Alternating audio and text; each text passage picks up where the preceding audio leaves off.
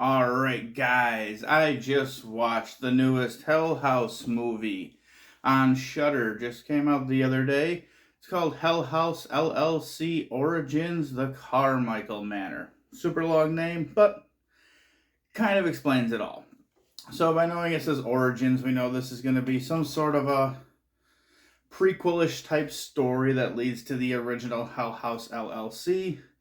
And this is also going to be in the mockumentary form again, where we get a bunch of found footage shots that are pieced together with a couple of people kind of just chiming in with their thoughts and helping to aid the story along to be able to tell this movie. This was written and directed by the same guy who did the entire Hell House trilogy. So he's put his stamp on this franchise and he hasn't let anybody else touch it. So, is it a good movie or is it a bad movie? Let's dive in. We kick it off with finding out that at this Carmichael Manor, we have a family of 5. We have Dad Arthur, Mom Eleanor, Margaret is the oldest sister, Patrick's the son, and then the youngest daughter, in the sense, is Catherine. And they seem like a happy-going family, and they live in this giant house that's like 9-10 miles off the road or something like that, in the middle of the woods, in the middle of nowhere. So they like to have their privacy. But as it kind of goes along telling you the story, Margaret and Patrick got into a car accident driving home with a drunk driver, and Margaret passed away due to this car accident, and Patrick broke his arm. Shortly after that, you find out that another tragedy has bestowed this family. The police show up at their house and they find both the mom and Catherine, the youngest daughter, brutally murdered in the house. The son and the father are nowheres to be found. There's only one set of footprints leaving, and there's no footprints coming in the entire way. And it says that they've been missing for 30 years. So we have a nice little who knows what the hell happened here type story. And then we meet the main 2 people we're going to follow, and then the third one joins in. The first one is Margaret, and it's not Margaret, it's Margot. And Margot is kind of doing her own web series based on going to these haunted houses and trying to find paranormal activity, stuff like that. And up to this point, she's never found anything to be real. And we have her girlfriend, Rebecca, with her, who does a lot of the camera work. And she does invite her brother, Chase, who's also going to be coming in to do some camera work. And we find out Chase has kind of a little bit of a fleeting history in his life. There's times where he'll just disappear out of nowheres, and then he just shows back up. All right, so they're going to spend 5 nights in this house where the public is normally not allowed to go, but because she's special, they're going to let her stay for 5 days. The caretaker even says that he'd let them stay for 10 or 20, but nobody's ever stayed for 5 to begin with. So, kick it off, it's the normal walk around the house, see what there is there.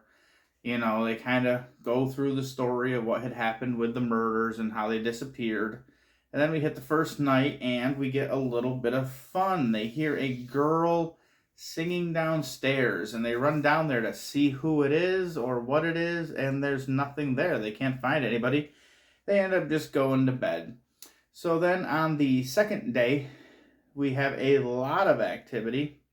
Right off the bat, Rebecca makes her bed, and you can see in the bed behind her on the camera a dead woman covered in blood, one of the 2 that were murdered in the house. And as it's kind of staying on her, you can see the girl's head kind of move and face the camera. It's kind of that eeriness, and that's how that part kind of ends. Chase gets left alone in the house because Margot and Rebecca head to town to go to an antique shop, because in this antique shop there is supposed to be artifacts from the Abaddon Hotel before it burned down. And if you know, the Abaddon Hotel is the link to the original movie. Everything took place at the Abaddon. And at the end of the third one, it did burn down. So this is things that had survived, I guess, the fire. Ironically enough, they head out. Chase is home alone. He says he's going to be fine.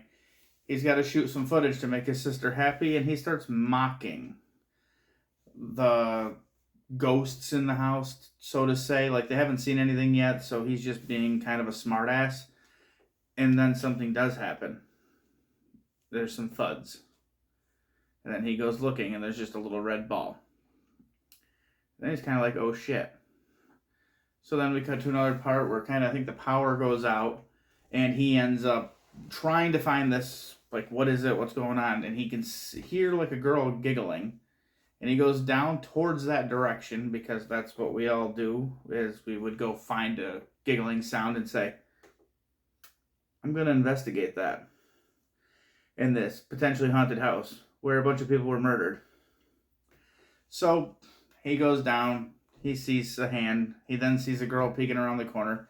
He gets his shit literally scared out of him. And then at that time, the girls come back. Now, while the girls were away, they did go look at the stuff for the Abaddon Hotel. And there was an old clock, which you did see in the original movie. And it was in the second and the third one as well. And she says how there's this trap door in this clock.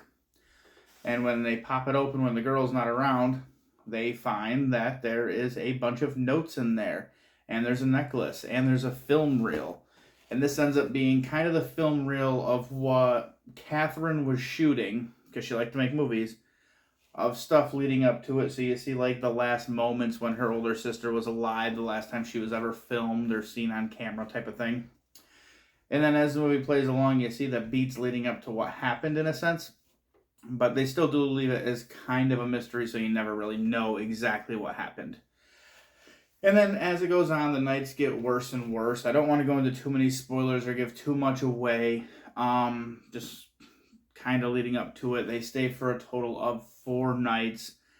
Everything intensifies as it goes further along. And people do want to leave. And then the opportunity to leave kind of disappears in a sense.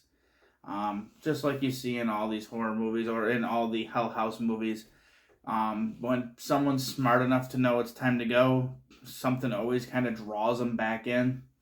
In this movie, obviously, it has a nice connection, and he sticks with these same characters. You get the clowns that are so well known for this series, and the clowns are creepy yet again. I mean, we got 3 of them there.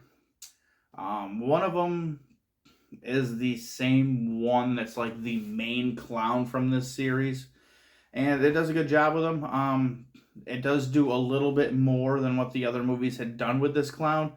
So I give him props for that. And then there's kind of a backstory in it as well. So they say it's origins, but it's really telling the story of somebody staying at this random house that might be haunted. Like 30 years after like everything had happened, and this is after the Abaddon burned down in part 3, so it's not fully like a prequel, it's kind of a sequel, but then there's stuff that they show along the way that kind of shows you what led to the events happening before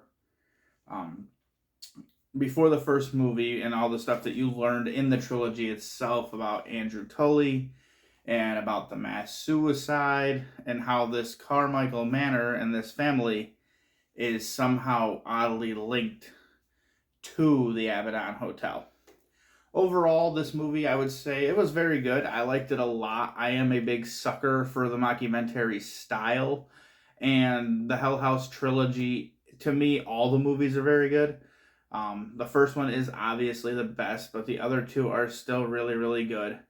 And I just find it amazing that, like, you can still tell this story and have it connect back to the original in, like, a seamless kind of way. I didn't feel like it was being forced to connect to the original. I mean, it's called House LLC Origin, so you know it's going to be linked back to the original movie. So I think they did a good job with that. The little bit of backstory and stuff leading up to it that you do get it's sprinkled in there. It's not overly done. And you don't have to have seen the second and the third movie to enjoy this one. So if you're someone who only saw the first one, you can still watch this one and have a good time. And if you're somebody who watched the first one, you liked it, but then the next two you weren't really a big fan of, I would say give this one a try, because this one is head and shoulders better than House LLC 2 and 3. It's a much better story. It goes back to basics. It goes back to simple scares and what it's going for, like that eerie nature, that like boding music, the turn and something's there or it's not there. The only thing that I wish it did do a little bit less of, but it's kind of the trademark of the series, is when something's gonna happen, you kind of get that shudder-ish type screen, and then like colors and like weird rainbowy shit happens. I wish found footage movies didn't have that as a trope of what you had to do to be like, oop, look, something horrible's happening. I just wish they could just show it, because in real life, if you had a camera, it would just show it, which would be more realistic. And then the reason, like, why these people stick around, it's not a terrible reason. And then the fact, like, in a lot of these movies, you're like, why the fuck are you still filming this?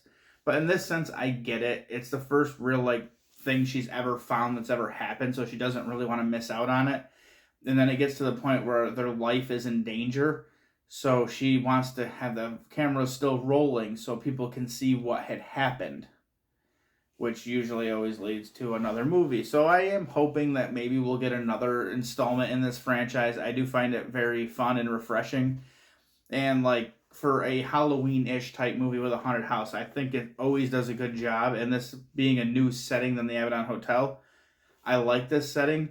I feel like they could have done more in this setting than what they actually did.